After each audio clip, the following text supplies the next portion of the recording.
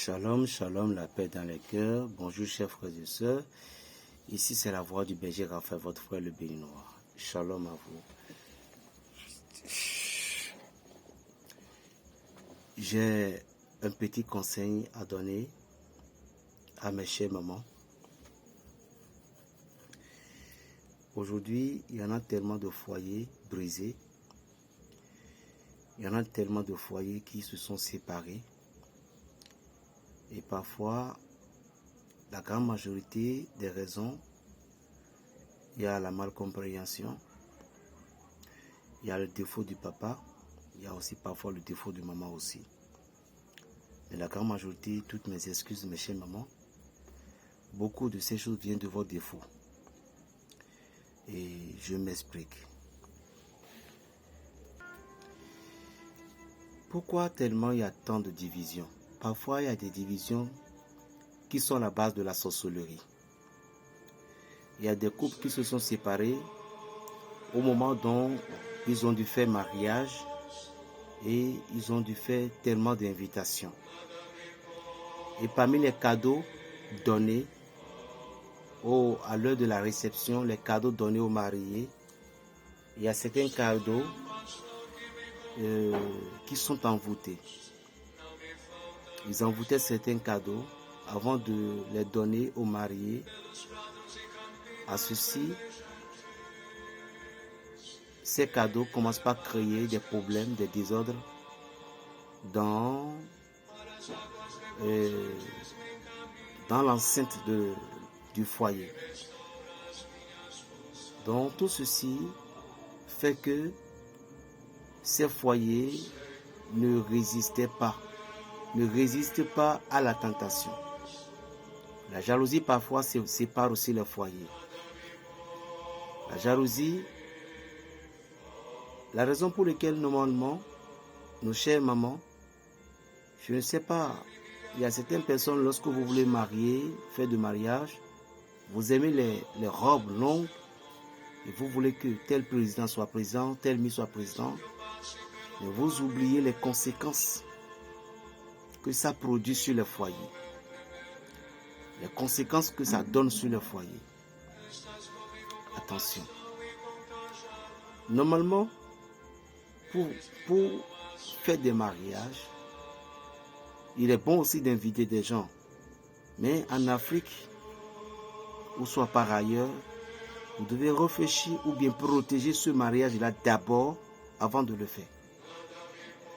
Vous ne pouvez pas faire mariage sans avoir protégé vos couples.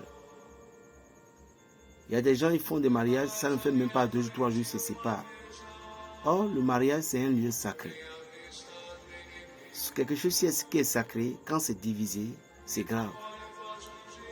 Ou soit quelque chose qui a été divisé quand ça fait un temps. Ça se repart, mais ça donne un peu de difficulté, mais ça se repart quand même. Mais vous devez persévérer dans certaines douleurs. En bref, il n'est pas trop cool que à chaque action, ce que vous avez dans votre foyer, vous les mettez en flagrant délit devant tout le monde. Il n'est pas trop cool d'exposer ce qui se passe entre toi et ton mari, mais ce qui se passe entre toi et ta femme, à tes collègues ou bien à tes copines. Tout ceci, parfois, brise nos foyers. Où sont les erreurs de nos chères mamans parfois? Les erreurs de nos chères mamans dans les foyers, quand une femme, lorsque vous êtes avec votre homme, et puis vous avez intégré votre foyer, avant qu'il ne vienne vous rencontrer, rappelez-vous, vous êtes une dame, vous habillez correctement, vous vous rendez belle. Mais il y a certaines personnes, au moment dont vous avez intégré le foyer, vous vous laissez, si vous avez déjà fait 2 enfants, mais un enfant, vous vous laissez, comme si que vous êtes déjà vieille. Non. Quand l'homme sortait pour aller voir d'autres filles, voir d'autres personnes, voir d'autres foyers, et voir comme son copain, son ami, sa femme s'habillait correctement, se séduisait, l'homme va commencer par dire ma femme est sale. Une femme, j'ai déjà publié cette vidéo parce que je dis une femme, lorsque tu te réveilles le matin, la première des choses à faire, c'est de faire tes toilettes intimes d'abord.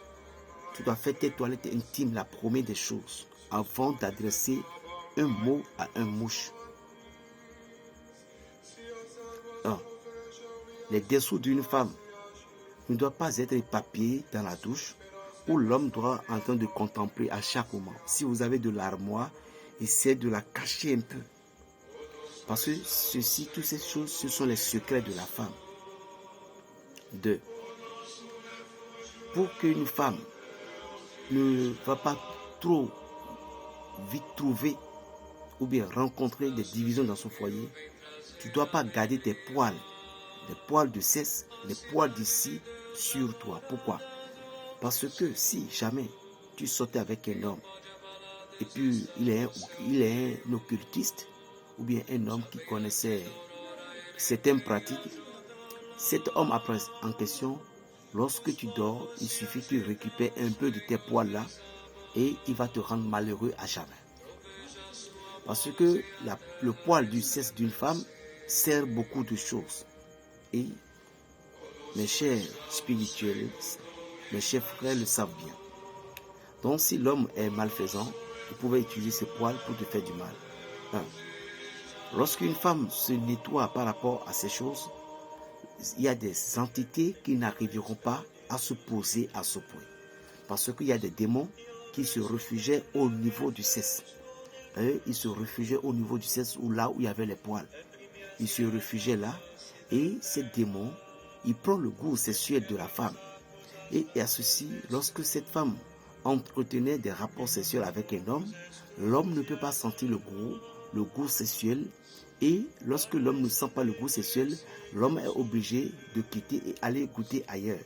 Et quand l'homme va aller goûter ailleurs, quand il se sent joyeux, il est obligé de quitter le foyer. Parce que une femme doit s'entretenir. Si tu rasais les poils, ce n'est pas fini. Ici, ce n'est pas fini. Il fallait que tu utilises de alam, qu'on appelle dans notre langue sindake, ou des déodorants. Il y a des déodorants qui font 24 heures comme des Nivea. Parce que lorsque vous avez des sueurs, ça sent. Et quand un homme, parfois au moment des intimités, il sent ces odeurs, il aura honte de te le dire, il ne va pas te le dire.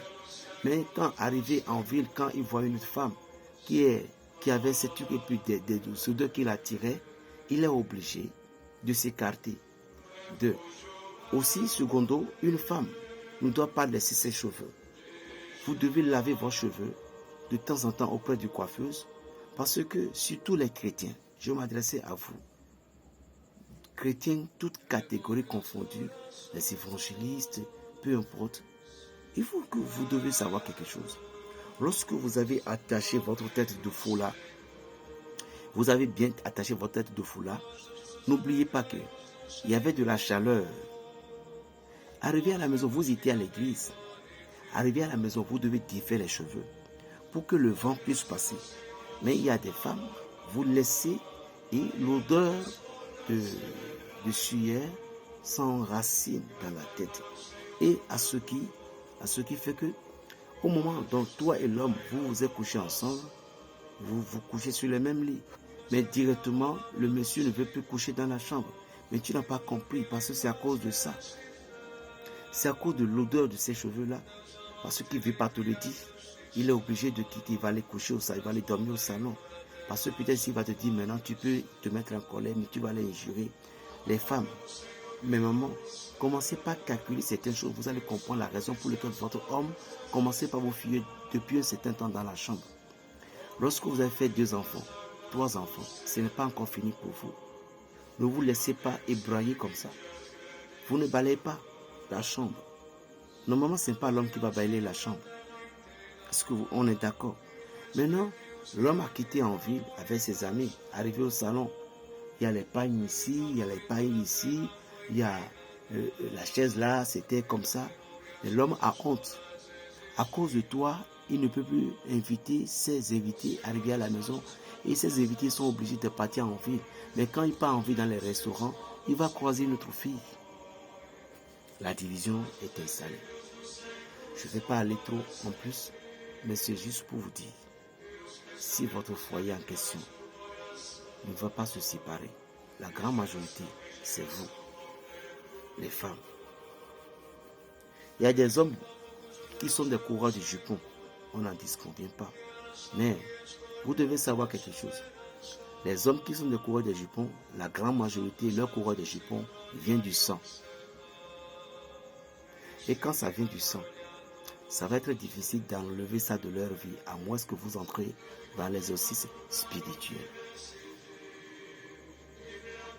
Une femme dans le foyer qui balaye la nuit à partir de 22 heures avec des balais qui partent haut, c'est pas bon.